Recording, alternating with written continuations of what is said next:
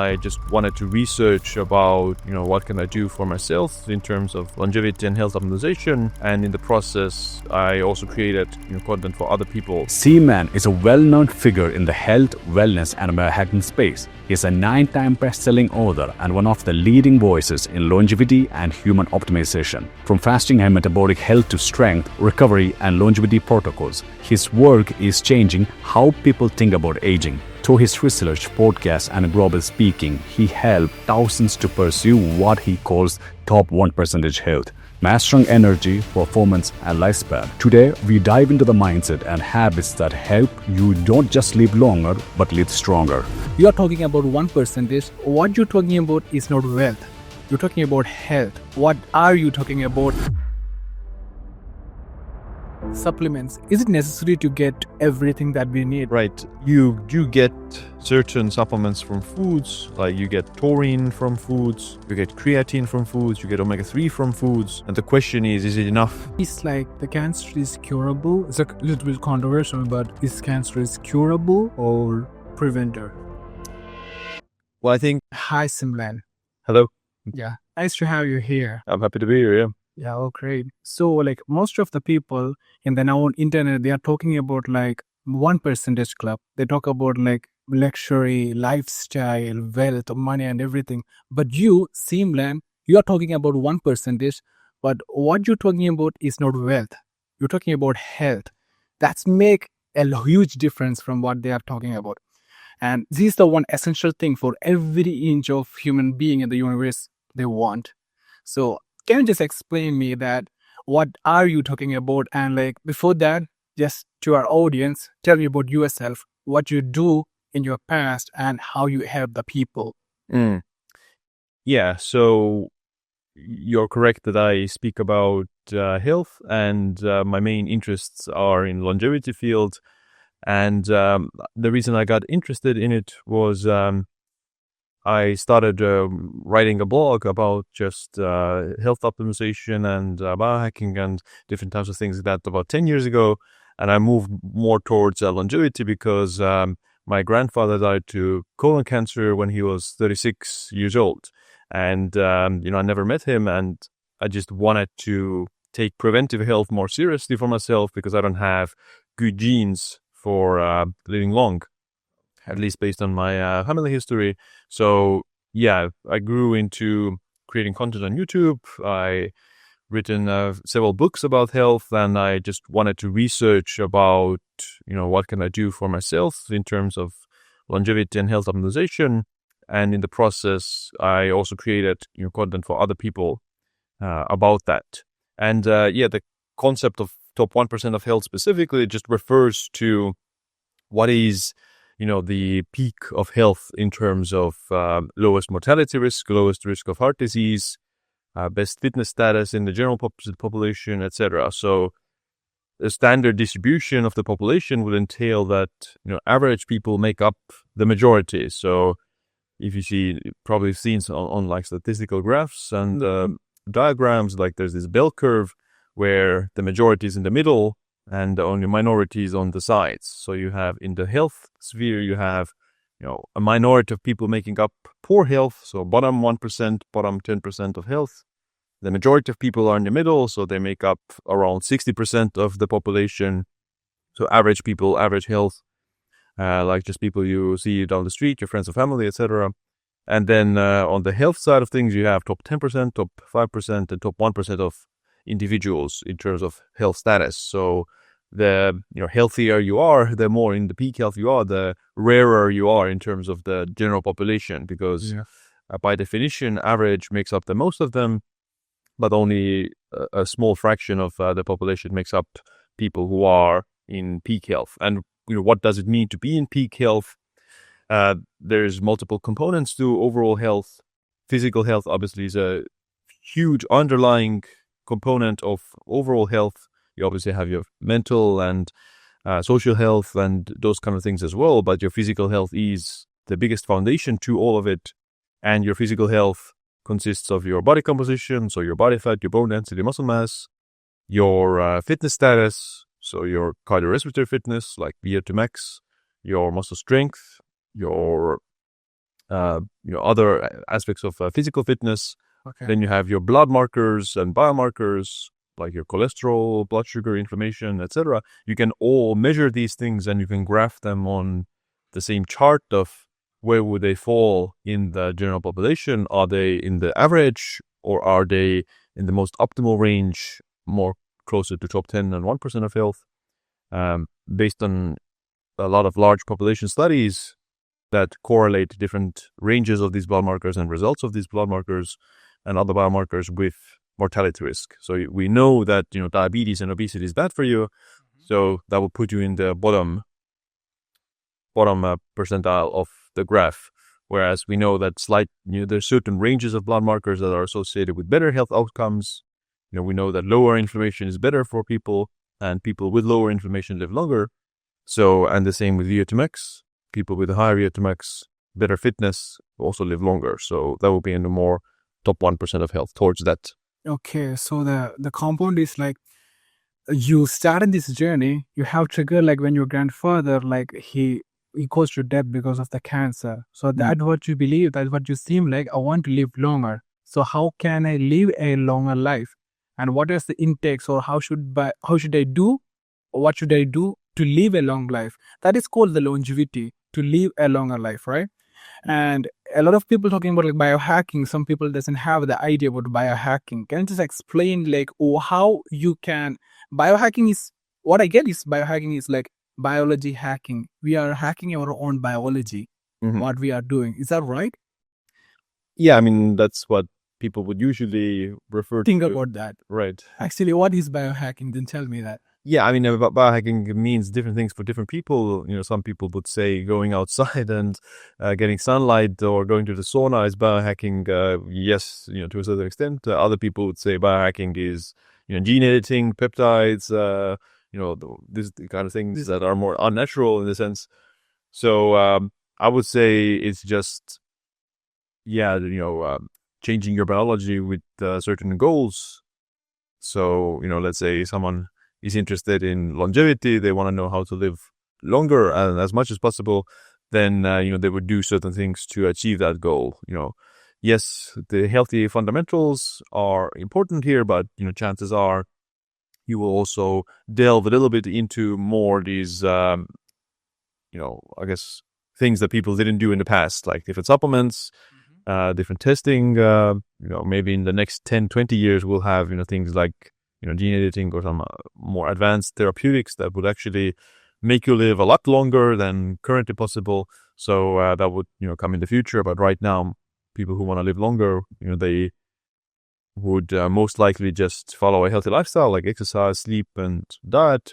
Maybe take some supplements, maybe take some pharmaceuticals that might have longevity benefits. The evidence for that is hard to prove yet, but there's a lot of people who are taking a lot of different things, thinking that it might help them to live longer. And they also probably do a lot of testing to see how is their health right now. Is there any potential risks for their health? And by doing that, they can, improve their health or fix some of their problems before they turn into diseases. Okay, so what you just need that the biohacking is like, generally you would say that biohacking is you like change your biology and like your lifestyle with the goal to live a longer life or live a healthier life. And if I ask you like the past years, people think like they live longer, and now we are getting shortening, or what's the extent rate now? Right.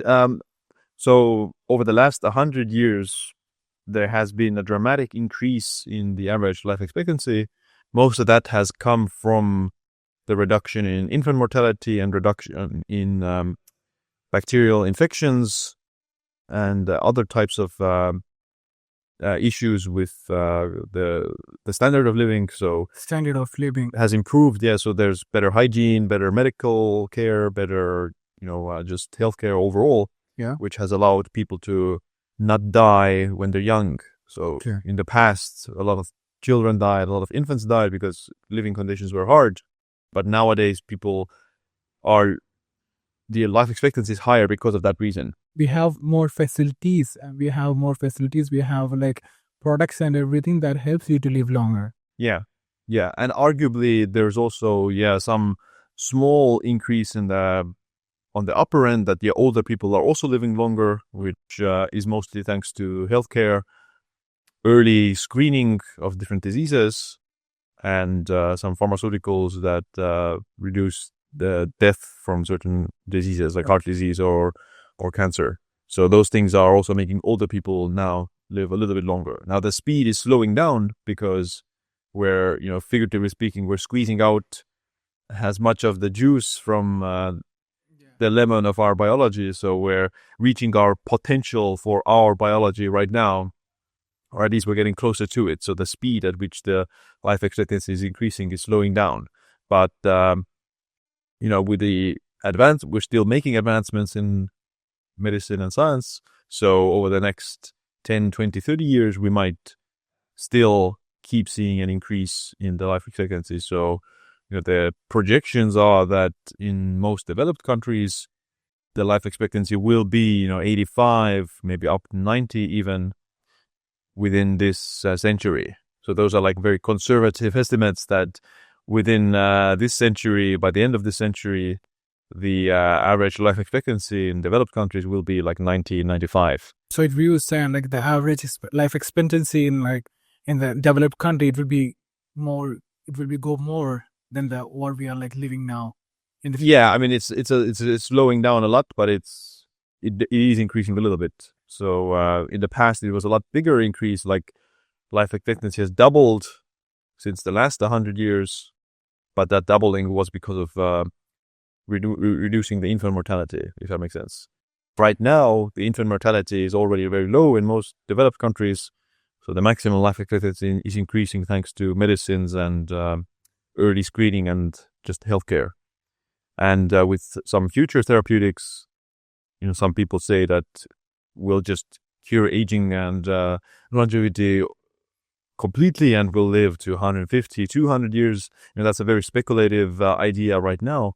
There's no like hard evidence for it, but even if it's not true, we will still see the average life expectancy increasing to the 90s within this century. Okay, that's great. Actually, that's great news. Anyway, like, do you have any countries like that in the top list if the average life expectancy is like more, like top 5 or top? Yeah, the number one is Monaco.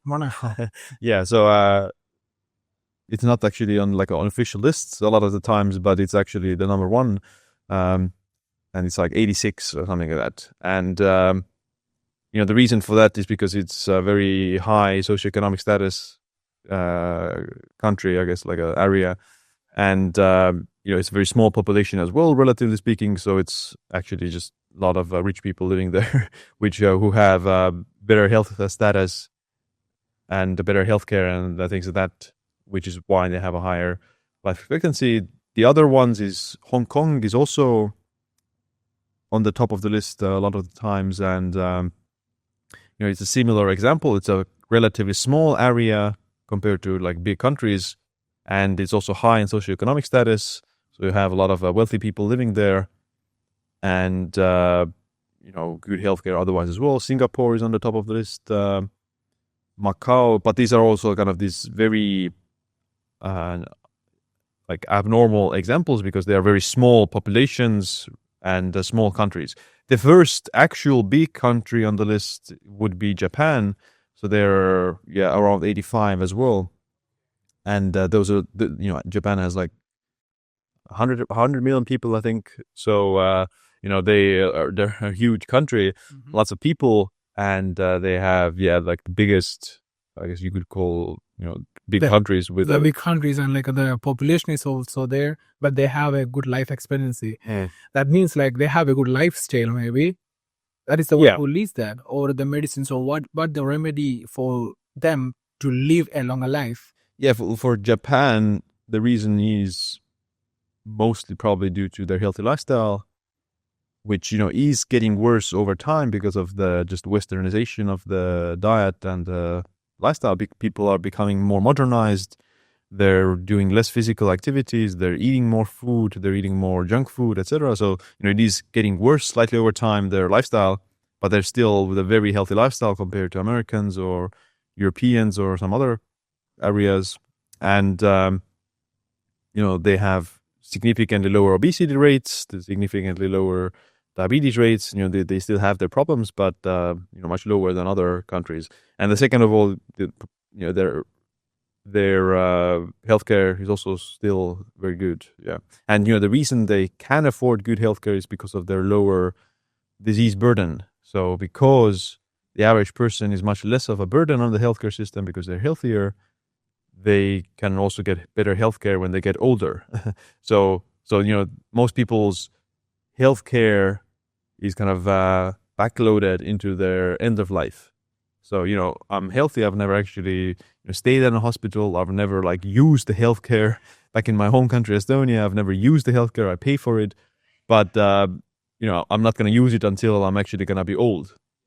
But in a more diseased country with people with worse health, they will start using the healthcare already when they're young, and so that's why it's just becomes more expensive. One of the best example I am seeing, whenever you're a child, I don't see kids with the specs all the time, but now I'm seeing all the kids, most of the kids when I'm looking to, they are wearing specs. Maybe they are using the phone, laptop from the very young age, and they're getting to that. So that's the kind of thing happening. Whereas the people who are worst lifestyle, they are happening, and they're modern. I don't know what it is, but they are, as you mentioned, they are getting to the hospital as early as possible. So how would you think, what is a good routine or something that for a normal human being that can easily live longer? Do you have anything like that we can do? Yeah, absolutely. So as I said, the fundamentals or the basics of a healthy lifestyle are still very important. Things like doing some form of physical activity regularly. Every day. Yeah, you want to do some physical activity every day, even if it's just walking. It doesn't have to be exercise every day, but I would recommend walk every day. Exercise regularly will help to counteract a lot of age-related changes that get worse with time, like loss of muscle mass, loss of bone density, loss of VO2 max and fitness, increase in body fat. Those things, they can all be counteracted with exercise, and you're not able to build muscle or increase your bone density or increase your VO2 max without exercise. So that's why exercise is a non-negotiable to at least slow down that decline to a certain extent. Yeah. So exercise. Yeah, and taking a step backward, the first fundamental is to not be obese and overweight, because being obese and carrying extra body fat is a risk factor for pretty much all of the chronic diseases and early mortality, shortens life expectancy. So just making sure that you're not obese, which can be achieved in many different ways, but you don't even have to follow a diet or you don't have to exercise to not be obese. But that's kind of the most important step to focus on. If you're overweight, then that's your biggest problem. You should focus on that first. Yeah, and then sleep is important. Making sure that you get at least 7 hours of sleep, and kind of maintaining this regularity with your sleep patterns is all equally as important. So going to bed and waking up around the same time.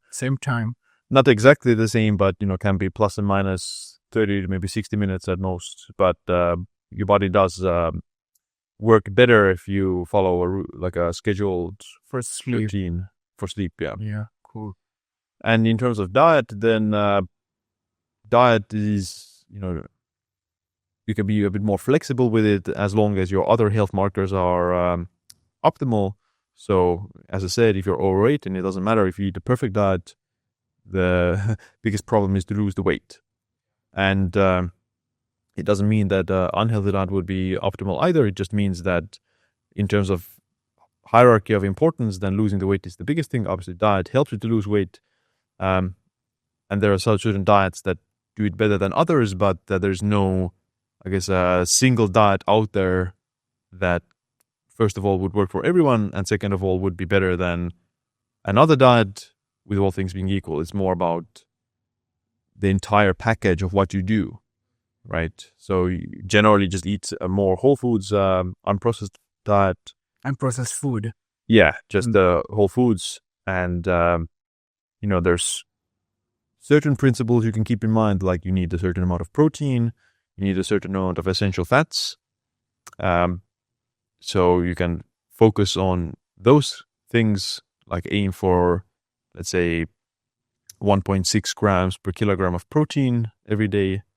That would be optimal for muscle growth and also helps with the weight loss. But at the same time, prioritizing things like omega-3 fatty acids. By Quite natural or like from supplements? Well, it's hard to say which one is, if like supplements are exactly the same as the food, but based on clinical trials, omega-3 supplements do reduce heart disease mortality and have other benefits as well. So I would say it's better to take the omega-3 supplement than to not have omega-3s in your diet.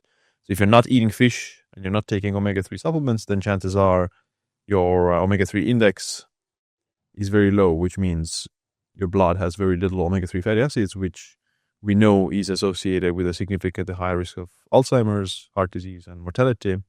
So the Japanese people, for example, have a very high omega-3 index. They have like 11 or like at least 8 to 12%, whereas Americans have 4%, so 3 times lower. And the Japanese, eat a lot of fish, which, maybe it's eating the fish that's good for them, but their high omega-3 index is at least correlated to a higher longevity as well. Higher longevity as well. So like there's my question in my mind, like always, because like, supplements, is it necessary to get everything that we need? Because like nowadays we are eating processed food, even the food we are taking, the vegetables or the meat is not completely that fresh we get. Mm-hmm. So in that process, in that lifestyle we are living in this era, is it necessary to take the supplements for our needs to fulfill? Right. You do get certain supplements from foods, like you get taurine from foods, you get creatine from foods, you get omega-3 from foods. And the question is it enough are you getting enough of them from the food? And, in some cases you can cover certain supplements from food and you wouldn't need to supplement them. Like taurine, yes, you can get efficacious dose of taurine from just foods, but you need to eat slightly larger amount of those foods. And in other examples, you can't get them from food in enough quantities. So there's things like, let's say NMN, which is an example, is a popular longevity supplement.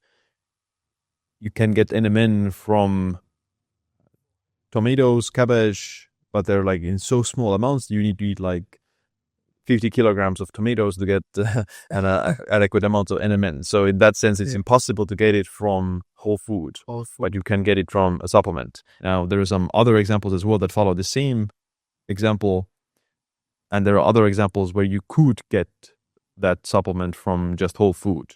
The question is just, are you eating enough of it? And in that case, it just comes down to each individual and what kind of a diet are they following, and what is the requirement for that supplement. So things like creatine, those are mostly based on your body weight. So a lighter individual, smaller individual needs less creatine, whereas a bigger individual needs more creatine because they have more muscle tissue.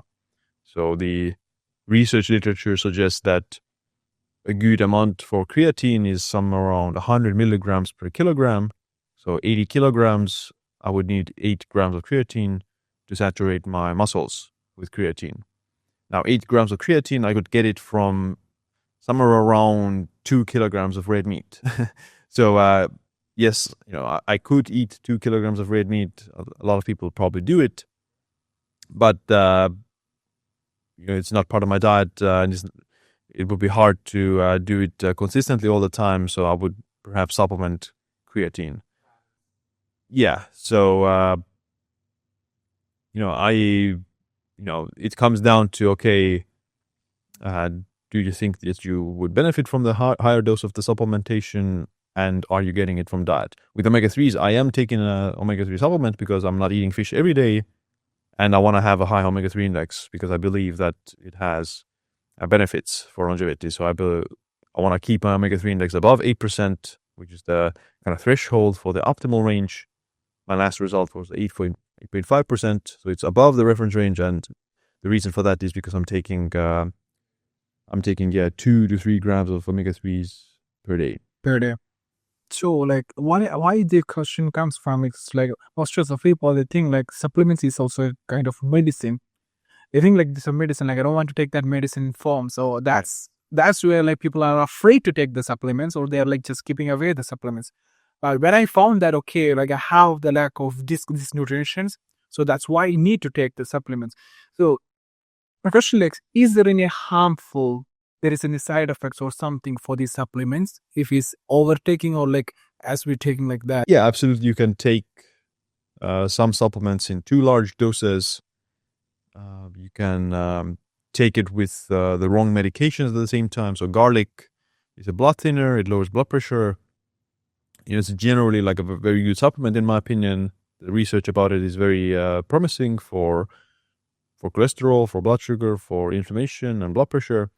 But if you take it with a blood thinner or some other blood pressure medicine, then it can have like these negative side effects, or it's just a combination of the extra blood thinning, extra lowering of blood pressure is going to have negative effects on the individual.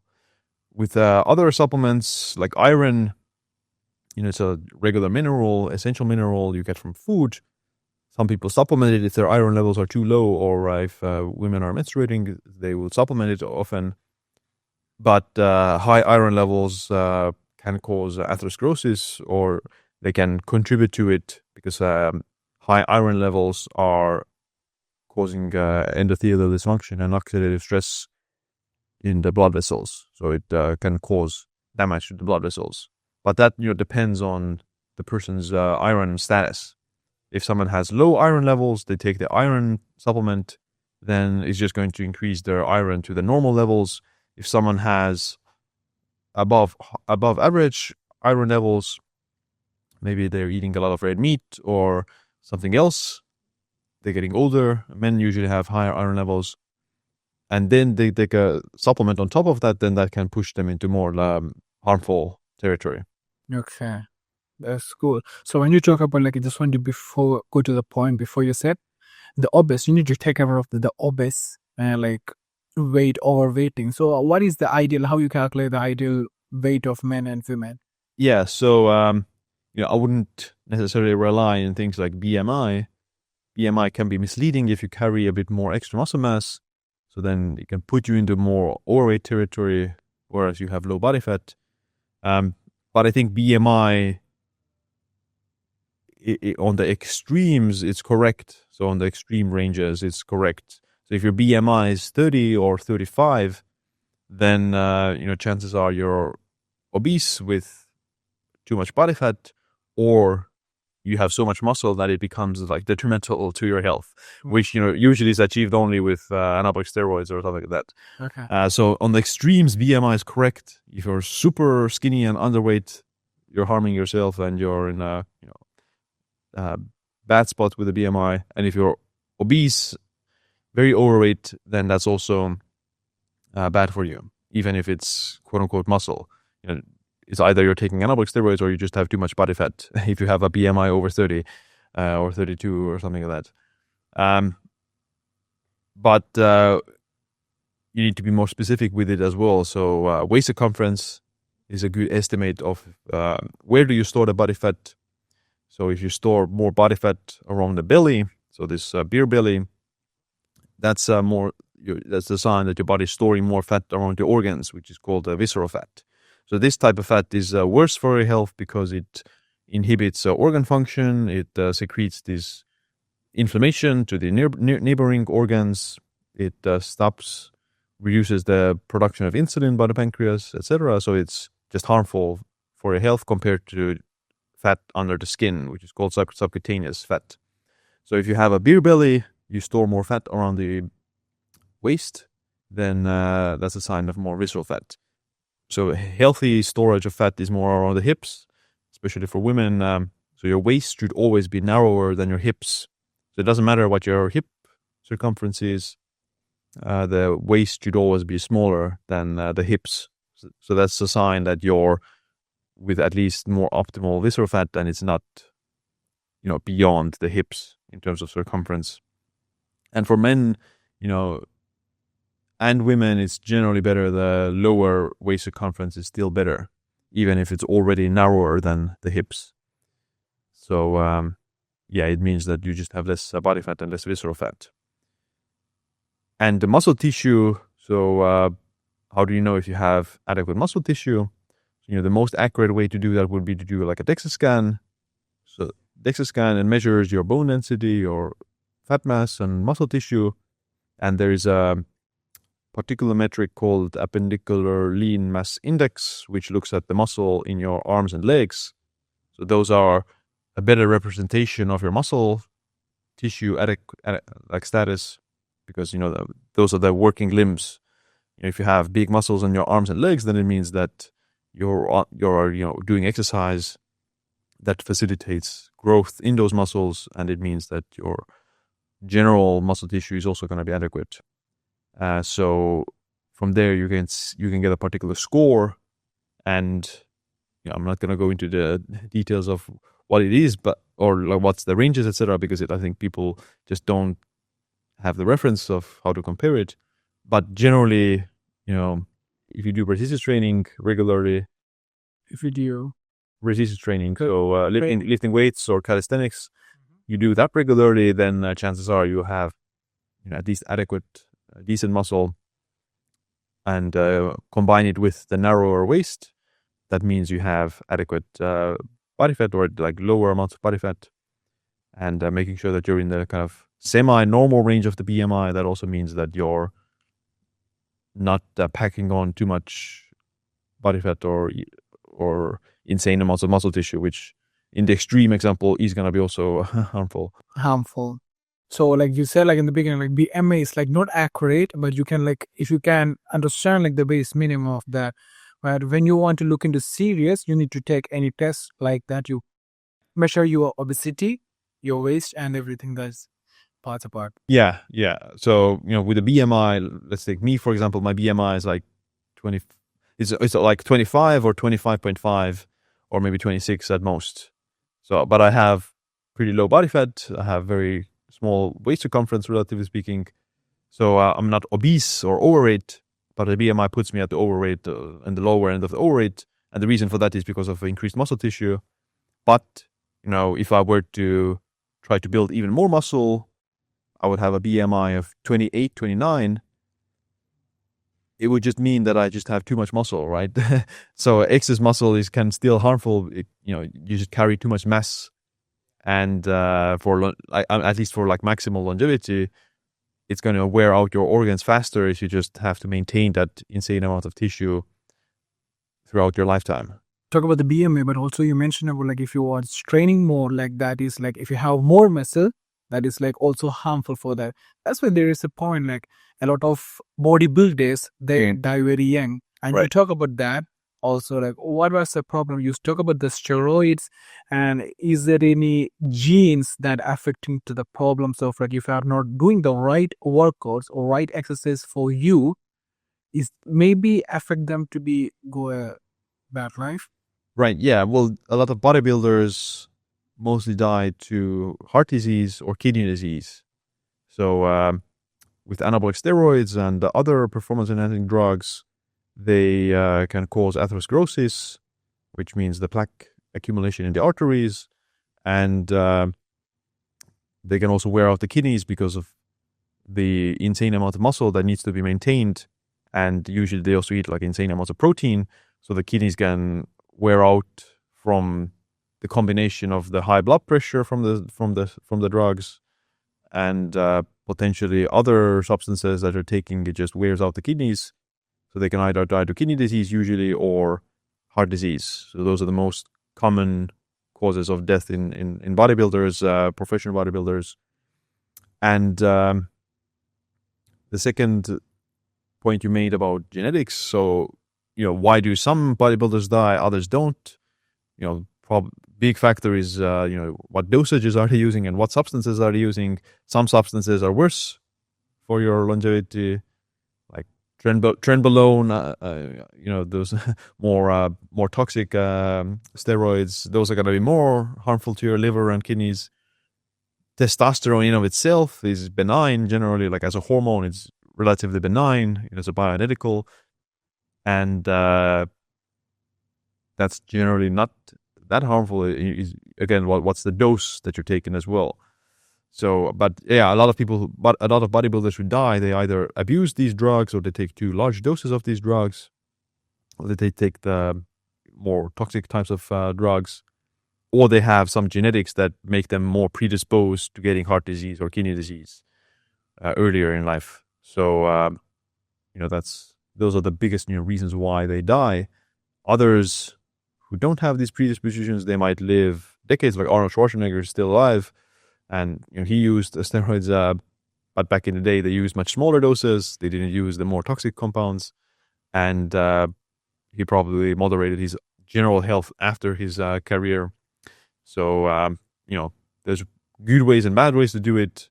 I do think that using hormones and steroids and stuff, it will still shorten your maximal lifespan. Like, I don't think any steroid user will live to like 120 or 110 even, or 100 even. So some of them might live to 80s or 90s if they're very genetically blessed and careful about what they're doing. But if someone is interested in maximal longevity, so living to 100 and above, then I don't think steroids or other performance enhancing drugs are the way to go. Maybe testosterone replacement therapy at a certain age. At certain age, your natural testosterone production declines. So like in your 50s, 60s, then maybe testosterone replacement therapy might have some benefits, but that also depends a lot on the individual and what's their other risk factors. Okay. So you talk about like genes, and like that is not really impactful for these people, but the most of the problem they cause to death because of their taking of the overdose or the toxic substances or the steroids overdose. That's the problem, right? Yeah. Well, I think the genes contribute to whether or not someone will experience the harm from these toxic compounds and harmful larger doses. So it's because some people don't die, right? Yeah. There's some people who do, some people who smoke and drink alcohol, then they live to 100. The reason for that is genetics. That's the genetics. Well, yeah, like, there's always going to be an example of a smoking grandpa who lived to 110, but there's millions of smokers who die in their 70s, right? So it's just a statistical anomaly, or there's a reason why this particular individual didn't die to cancer while smoking their entire life. It's either some weird luck or some genetic factors that protected them against the cancer. So there is no way that you can measure that. Is there any ways you can measure that how long you live, and is it possible? Or what we can do is like what you are taking inside, how do you live? Yeah, I mean, we none of us know when we're gonna die. Like, there's no way to predict the future, and even if you look at your genes, you wouldn't know exactly what age you would live at until. So, I would say that the best way is to just follow an otherwise healthy lifestyle and try to just be careful about your lifestyle as well as your health. So, if you're already covering the basics of, exercise and diet and sleep, then you also need to cover the basics of your lifestyle. So, don't take risks in your life that, could end up in some accidents, like speeding, not wearing a seatbelt while driving.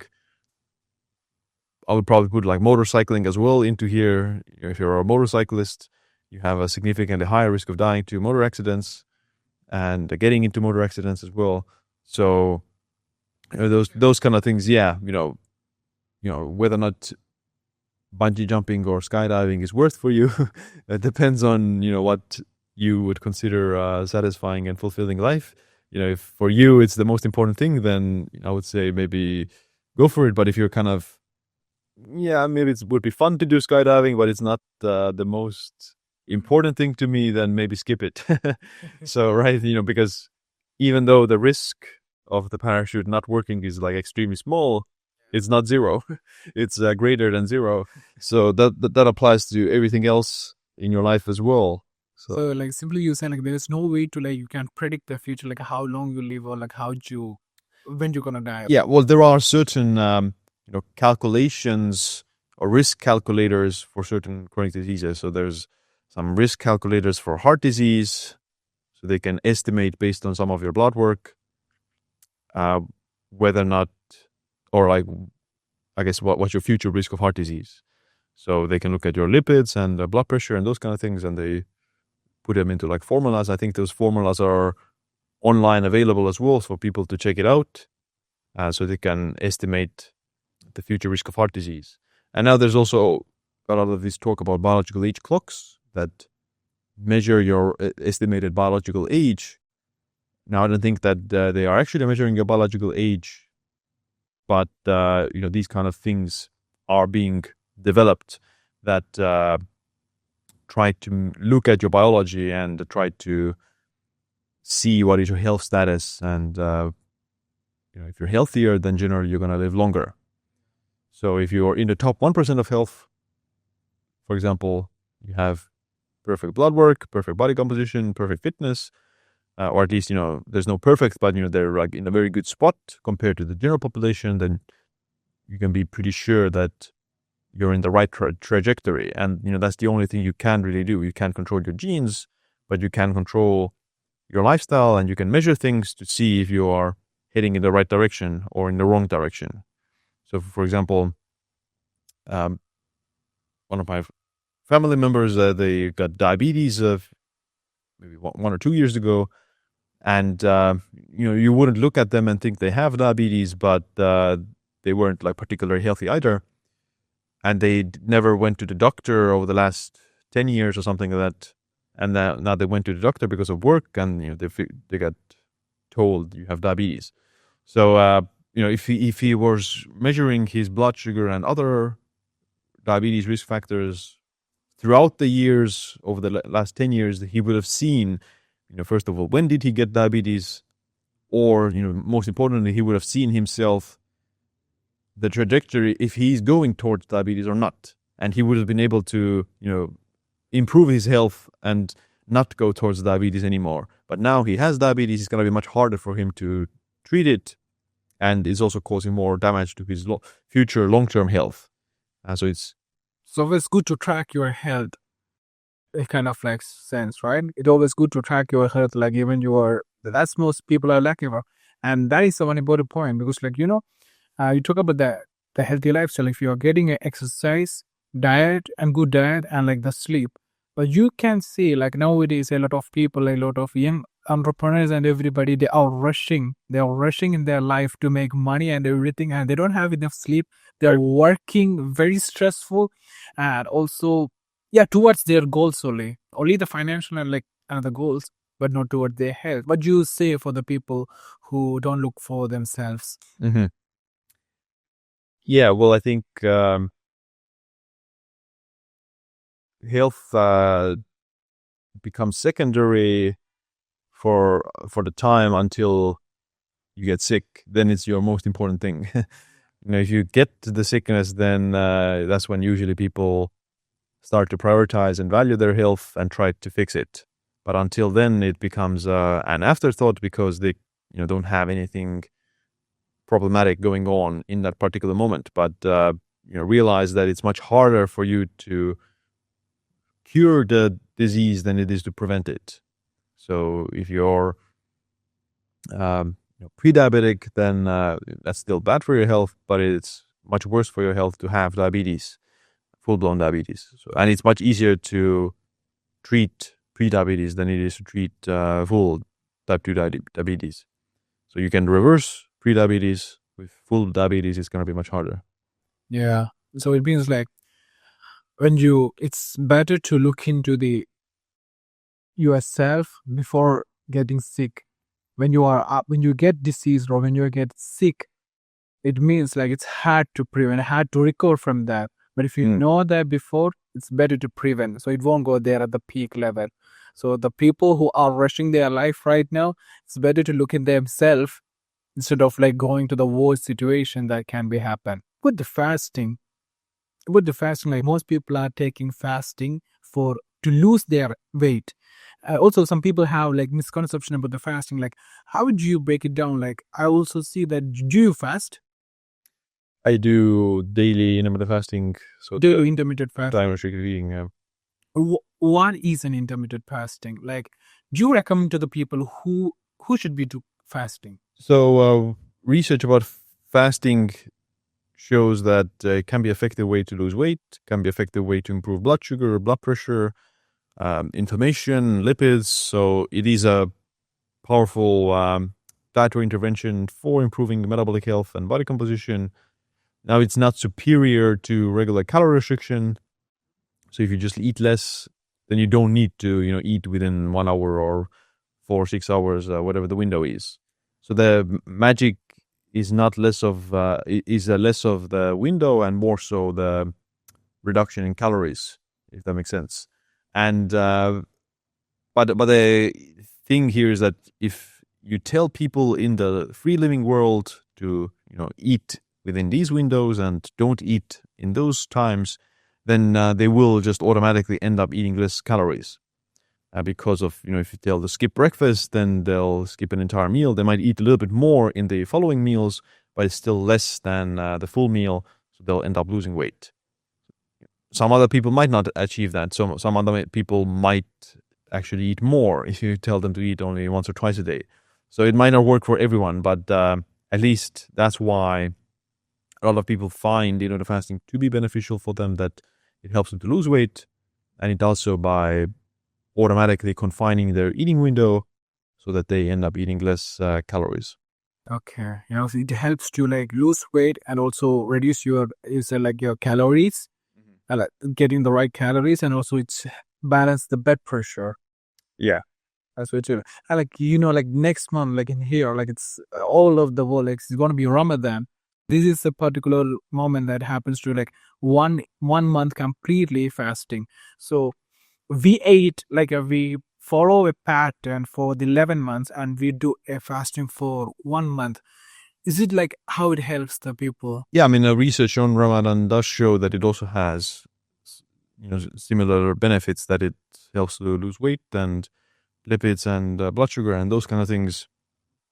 So, but what you do only 1 month is not as important as what you do for the rest of the year. So, yes, even if you see improvements in your health within that time frame, if you're in the other 11 months not following a healthy lifestyle, then it's just balances itself out. You're still the majority of time following an unhealthy lifestyle, and maybe in the one month you're seeing some benefits. So it's not optimal to just have a short period of time where you're doing something healthy for yourself. That applies to exercise, that applies to supplements, that applies to sleep and those kind of things. You need to be doing things more consistently for a longer period of time to see the compounding effect. So, if compounding effect, if you, improve only 1%, then it's a very small amount improvement over the next few months. But if you keep improving over the next 10 years, then it takes off. We had 300%, like, Mm. yeah. Like Yeah. even the 1% for 10 years, like you're doing for 3 months, it will be a 300%. That will Yeah. compound and compound. It will, of course, it will be result. It will be give the reward, right? The compounding effort give the reward. That's great. And also to the people like who he said that when you are like, it also gives, even it is like a small amount, even just small amount of exercise or diet you are controlling, it will give you a reward. Try to make it consistent for your healthy life. And also, is there any, it's called like supplements like everybody should take? Mm-hmm. Well, I think in terms of supplementation, then most people are missing out on omega-3s. So depending on the region, but globally, something like 75% of people aren't getting enough omega-3s every day. So, and the recommendation is very low. It's something like 500 milligrams of omega-3s per day is the recommendation, and 75% of people aren't even meeting that. And in Japan, for example, only 10% of people aren't meeting the recommendation for omega-3s. So, that's a huge reason why they have a higher omega-3 index, and maybe they have better health as well, partly because of that. In the US, it's the flip side. It's like 90% of people aren't getting enough omega-3s. So it's like complete polar opposites, and you can also see that in their omega-3 index. In Japan, it's 8 to 12%. In America, it's 4%. So I do think that, first, it's probably because seafood is not people's favorite food. A lot of people don't like fish. They don't like seafood. It's also slightly harder to come by unless it's part of the natural cuisine, like in Japan.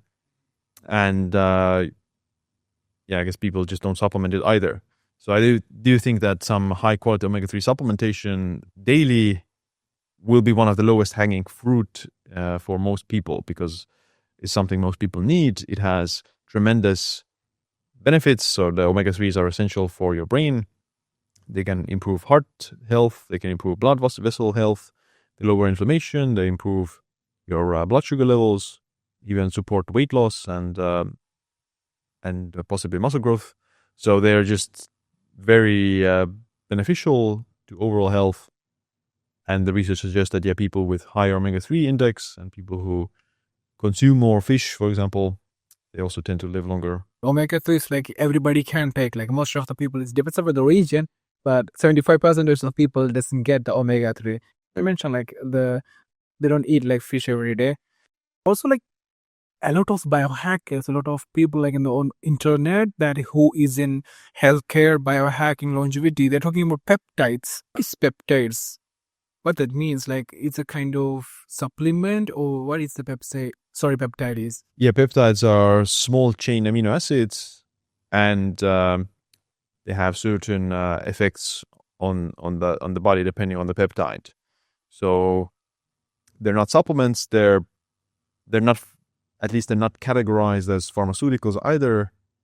They're kind of in the gray zone, at least in most countries. They're not fully legal, but they're not completely prohibited either. So they're kind of a gray zone, a legal gray zone in most countries in the world right now. What is the benefit of like taking peptides, or what is the harmful side of the peptide? Well, the benefit is that, depending on the peptide and depending on the research that's done on the peptide, so there's not a lot of human studies on these peptides, which is why it's hard to say whether or not they actually have any benefits. Now, there are some animal studies on them. There's a few like smaller scale human studies as well, but the limited research is the biggest limitation to peptides, that we don't necessarily know what the effects are. Let's say certain peptides like BPC 157, it's mostly known for tendon and joint healing. So there is, in mice at least, there's several studies that it helps with tendon repair, helps with making the tendon stronger as well. Injuries, wound healing, skin lesions, gut health, possibly brain health as well. So BPC, body protective compound, your gut produces it whenever you get injured or something to help with the injury. To make it recover fast. Yeah, so your body produces it in the gut, but it's, again, very small amounts. So the BPC 157 is like a synthetic version of that, and you can inject it or consume it orally in larger doses for it to have greater systemic benefits and greater targeted benefits for that particular injury, for example, if you have it. And there's certain other peptides out there like copper GHK. So this is mostly known for skin anti-aging. Yeah, so it helps with collagen synthesis, similar to PPC, but it's mostly known for skin wrinkles and skin smoothness. And you can also apply it topically as a serum or a cream, and it works topically already. Yeah. So that helps like in different like targeted target. It work for like just target goals like peptides like for anti-aging. And like we'll talk about the anti-aging. Let's talk about anti-aging. Like what's your like biological age, and like what's your chronological age? Mm. Well, I'm 31 chronologically, and I mean biologically. It's hard to say or measure it depending on which test are you taking. I think there's no like accurate way to estimate biological age. There's a few. There's a few like blood marker based biological age tests or estimation that will put me like 12 or 15, so depending on the test. Mm-hmm. Um, so yeah, I'm not sure what Sure, it that is. is the Yeah, basically it. What is like anti-aging? How that helps? Like what people are looking into that from their skin, from their health, or like what that means? yeah, anti-aging in most people's minds probably refers to aesthetics, so reversing wrinkles and looking younger. And I do think that anti-aging can also refer to just becoming healthier to a certain extent. Because let's say you're a middle-aged person, you've been unhealthy or got a normal health, then you start to get healthier. You get in very good shape. You get very good health program. Then there's no hard proof for this, but at least your physical functions and overall health status does improve, and it moved towards someone who would be biologically or chronologically younger. So let's say a 45-year-old or 55-year-old average person, they get super fit. Their fitness would be the equivalent of someone who is 35, for example, or 30 years old. Now they're still, 55-year-olds. They didn't reverse their biological age, but a lot of the metrics and a lot of the biomarkers that were previously average for 55-year-old, they have gotten better, and they represent more of someone who would, if you didn't see their face or if you didn't see their passport, you would think that based on the blood markers, he would be maybe 30 or 35. So that's not complete biological age reversal or anti-aging, but I do you think that first of all, you would still want to do it. You would still want to be as young in terms of biological biomarkers and fitness status. And second of all, it might have some, no way to measure it, but it might, make you live longer as well. Then, What are the daily habits like a normal person who is not living a completely focused on healthy life, but in the busy schedule of the work life culture, they can improve their, like, I should say, like the 1%. At least you just put something. What are the things that you can do necessarily? You said exercise, and you said like diet, and also sleep. And people know this, but still people can't do it. Why? Because like they are not taking serious that much, or they think that is very hard to do or to start. So what are the simple steps they can do?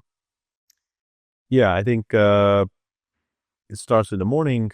So get exposed to bright light from the sunlight. Sunlight, direct sunlight.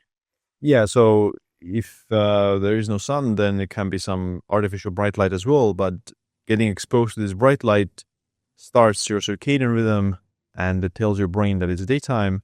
So these circadian rhythms, they regulate pretty much every other process in the body. So you do want to get a start for the day by getting exposed to the bright light. Then I would say walk more. So walking is underrated. It's something that you can embed into your daily routines more easily. You don't consider it exercise. It's easy to do, but it has great health benefits in terms of improving blood sugar, improving heart rate, blood pressure, lowering stress, just getting physical activity, burning calories, etc.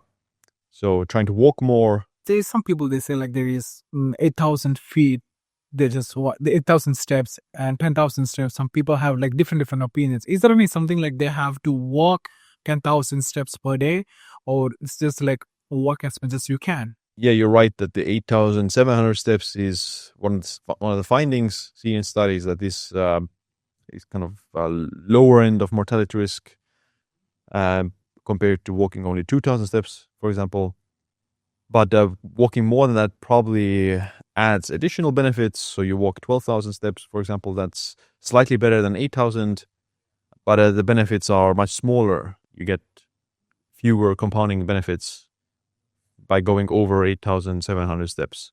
So if you walk 16,000 steps, you're getting only additional 5% benefit, but walking from 2,000 to 8,700 gives you 60% reduction in mortality. So it's more important to just get at least 8,700 to get off the couch. If you have more time or it just happens, then walking more can be better. But it's not I guess if you just focus too much on like a big number, you might get frustrated, or you just don't start to walk if you think that you need to walk 16,000 steps. I don't need to make it like it's harder to make the process easy. So you talk about like getting the bright sunlight and like walking. What else we can do? I do think that some aspects of time restricted eating is also useful. Not necessarily that you need to have some specific intermittent fasting schedule, but just don't eat immediately before bed. And in the morning, maybe don't eat immediately. Maybe wait like a little bit, get some sunlight, get some movement, and eat within an hour or after that. But in the evening, stop eating at least a few hours before bed. So I would suggest 2 hours, at the absolute minimum, but more so like 3-4 hours before bed, 5 hours maybe. Yeah. So what is the average sleep you need to get a good productive day tomorrow? How many hours should I sleep at least and like max? Well, most of the studies find that 7 hours is the best for the lowest mortality risk. I guess the issue is that it can be confounded by people who are sick. They sleep very long, like 10 hours a day, so they have a higher mortality. So it confuses the statistics a little bit. Japanese people on average sleep 6 hours, which is weird, right? But they also take naps in the afternoon. Other countries sleep longer, others shorter. So it depends a lot on how much sleep your body needs, and other things that you're doing.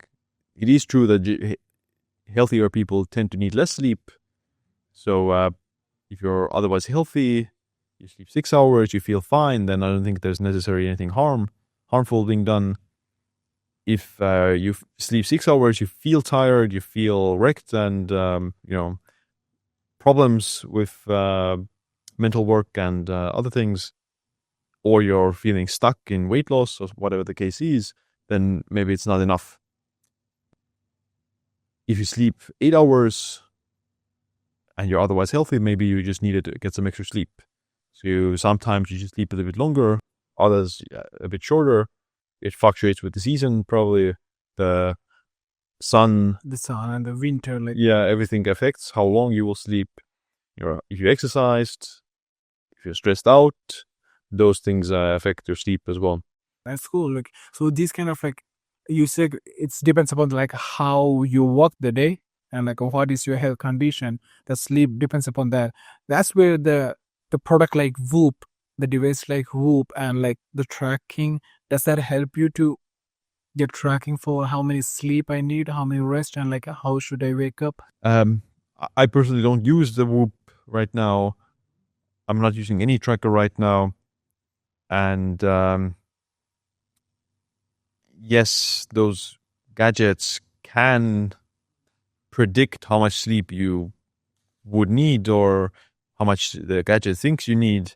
But, sometimes they can just be off as well. I remember the Whoop was telling me I need 9 hours of sleep all the time because I was exercising a bit more, but, I never sleep 9 hours pretty much ever. I just feel fine with 7.5 or 8 hours. So, yeah.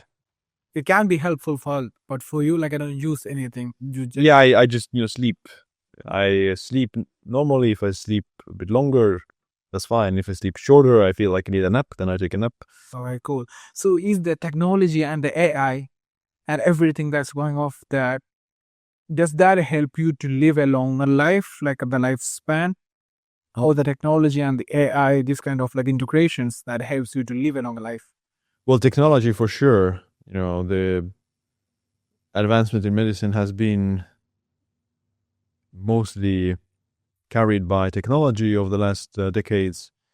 Whether or not AI will have an effect is to be seen, but it certainly will help us to conduct research a lot better and faster. Yeah, so whether or not the AI will start figuring out things itself, that what's the cure of cancer or what makes you live to 150, we don't know that yet, but I do think that it will be a very useful tool for sure that will help us to figure out aging and longevity much faster and more efficiently. If you get like 10 million USD to put on a business, what you do? In which area of longevity or biohacking, which area would you like to develop and help to the people? I would probably do some gene editing thing. Yeah, because I think that would be the most. 10 million would probably not be enough for that, but I think it would. It's the most real. It's more biggest game changing field in longevity. So if you just take 10 million to try to figure out some chronic diseases that already exist, then first of all, it's not enough. But second of all, that only will add a few years to life expectancy. If you cure all cancer, that adds something like 3 years, and the same with heart disease and Alzheimer's. It only adds something not more than 5 years to life expectancy if you cure those diseases. But if you cure aging, you can add hundreds of years to the life expectancy. So, and the interesting thing is that if you figure out aging and how do you extend lifespan, then chances are you also figure out, in the process of doing so, you figure out Alzheimer's and cancer as well, because they're very age-related diseases. So Alzheimer's has a huge age component. Younger people very rarely get Alzheimer's, and you get increased risk of Alzheimer's the older you get. Do people have more what is the Alzheimer's rate that is like getting higher nowadays, or only seems in the older people? Well, more people have Alzheimer's now because people are getting older. So you older fast. No, so the average diagnosis of Alzheimer's is late 70s, early 80s, but more people are reaching their 80s. So you have more people with Alzheimer's. But the rate of Alzheimer's deaths is decreasing. People are less likely, maybe not Alzheimer's per se, but at least with heart disease and cancer, people are less likely to die to those diseases. More people get them because there's more people and people are getting older. So they can reach the age when they can get these diseases, but they're far less likely to die to these diseases than in the past, even in the last 20 years. So that's because we're getting better at treating those diseases, and we're getting better at preventing, for example, heart disease in the first place. But we haven't figured out how to completely cure it, or how to make sure that no one gets it. It's like the cancer is curable. It's a little bit controversial, but is cancer is curable or preventer? Well, cancer is for sure preventable. Not everyone gets cancer, even if you have people with unhealthy lifestyles, smokers or things like that. Not everyone gets cancer. Doesn't mean that their lifestyle had a role in it, but it just means that cancer is unpredictable, but it can surely be prevented. Curable. I do think that it is curable. If you could call chemotherapy, for example, a cure, not necessarily a cure, but people survive cancer. Yeah, people have cured cancer.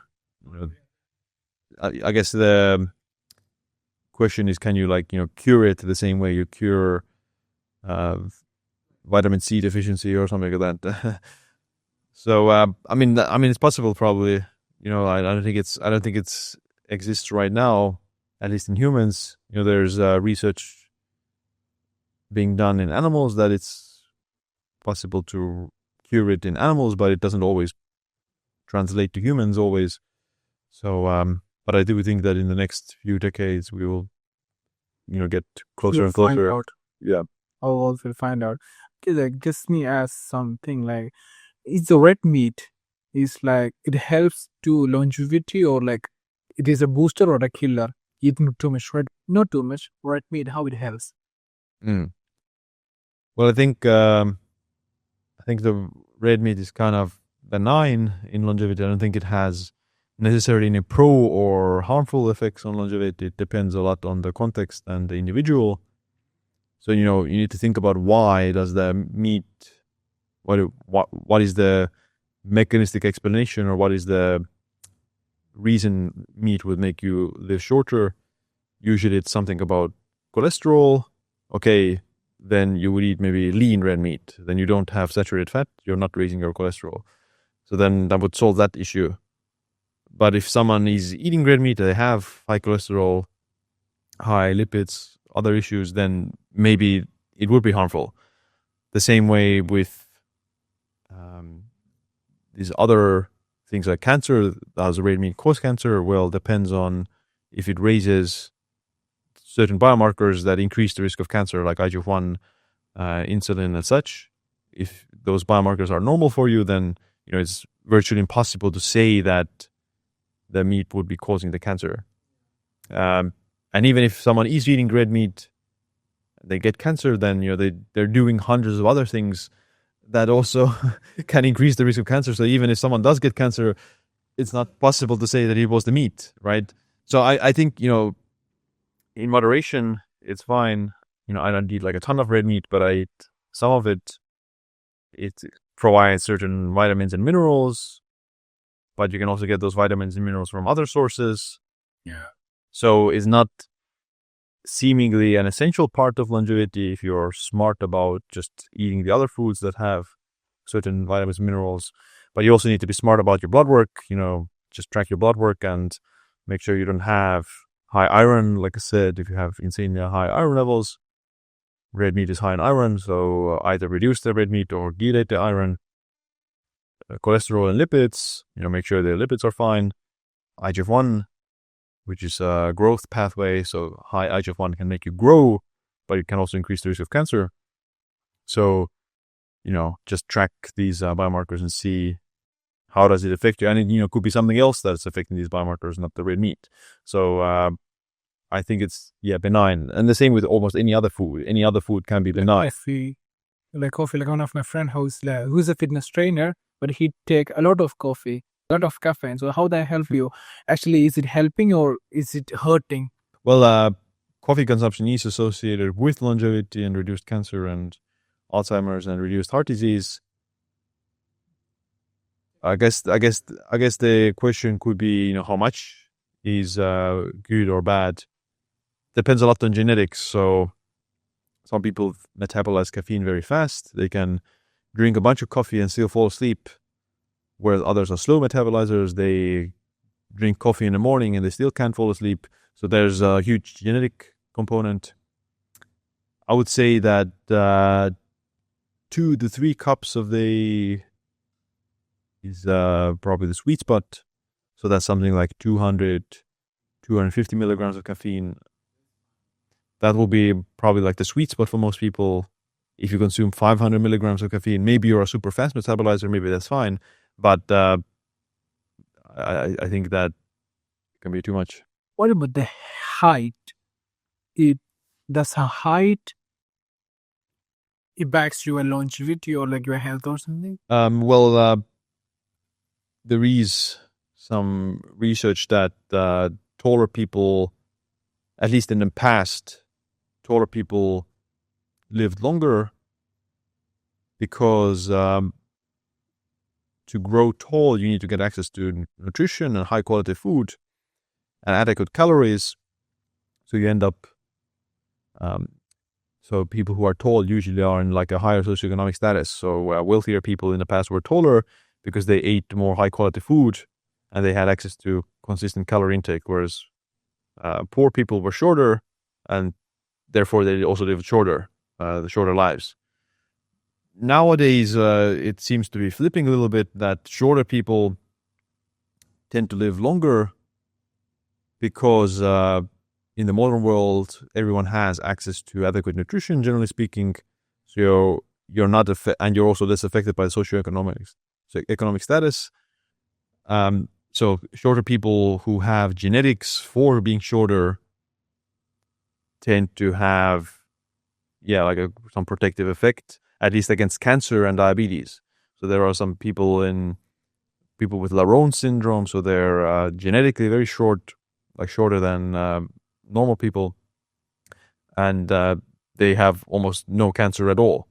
So therefore, I don't think there's no evidence that they live longer than normal people because they have a genetic not a defect, but, a genetic mutation, but they don't get cancer. So that's what's, beneficial for them. Within like a normal gene pool, shorter individuals in that gene pool tend to live longer than taller individuals. And the reason for that could be that the taller individuals have higher IGF-1 levels, or they were exposed to higher IGF-1 early in life, which means that they were also growing more. And high IGF-1 potentially increases the risk of cancer as well, for example. Again, it's one of those examples that there's going to be plenty of tall people who live longer and plenty of short people who die short as well. So it's not a clear-cut answer, but statistically, at least super tall, like people over 2 meters, they tend to live much shorter because of like they need more consumption of like nutrition and minerals or the right food. Well, it's the IGF-1 levels. IGF-1. So it's the growth levels. Okay. So if they're growing a lot, it also means that their body is growing faster, and that growth can also increase the risk of cancer. Whereas people who grow less, it will low. They have less cancer. Yeah. And I mean, that applies to bodybuilders as well, partly. Like, bodybuilders have very high IGF-1 levels.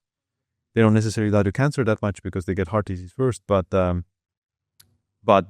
an example. If a bodybuilder lives into their 60s or 70s, then chances are they'll get their increased risk of cancer at some point.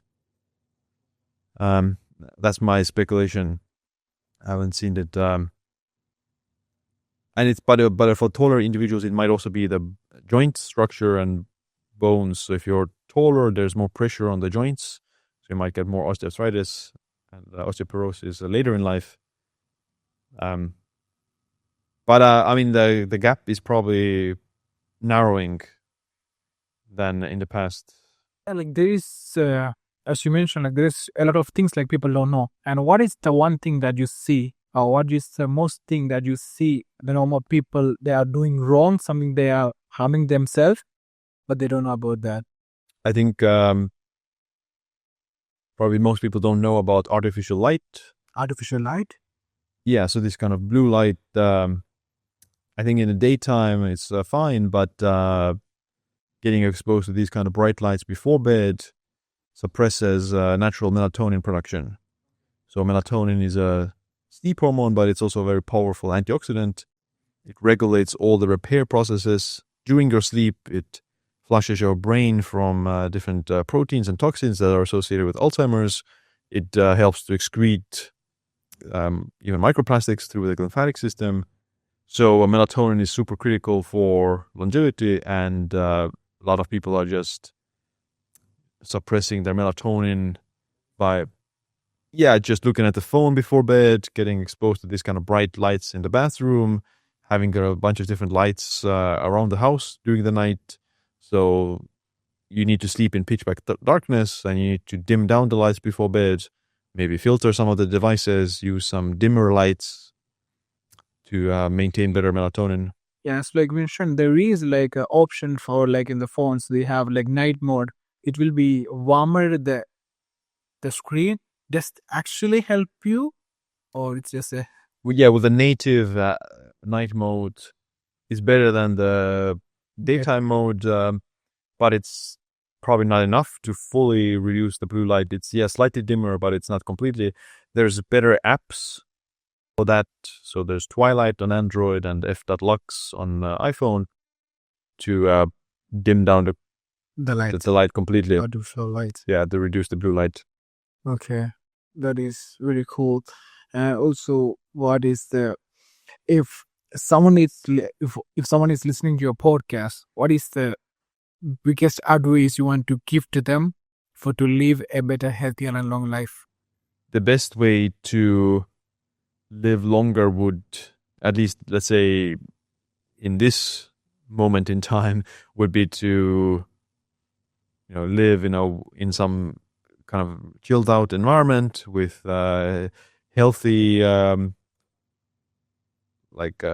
homegrown foods. You grow your own food, you have some house and you walk everywhere and you get sunlight and you sleep, etc. You stress-free life. That's obviously not realistic for most people, but for most people in cities and things like that, yes, follow a healthy lifestyle. And I think it just comes down to trying to stay healthy right now to get into more towards top 1% of health, at least close to that. I think at least top 10% is a good range to be in, because in the next few decades you might be able to make it a lot easier for yourself to be healthier and live longer as well in the process, and to live even longer than like a natural lifestyle. So you just need to make sure that you're not really harming your health. You're not like burning the candle completely until that. So just be above average in terms of health, and be more preventive about your health, to track things early and don't take unnecessary risks. Cool. So what is your goal? What is your goals in the next 5 years? Where you want to reach? You are in the top 1% right now. Yeah. So what is your next goal, like, to be developed, and like how you help to the other people to be reached there? Yeah, well, for my own personal life, I just want to maintain my health. I'm not particularly trying to, make drastic changes in my health right now.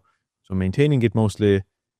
In terms of just general career and stuff, I just want to keep growing my brand and help more people reach better health status. And as a, I guess like a longevity enthusiast or researcher, I'm most interested in what's coming with new technology and new science in the next 5 years about longevity.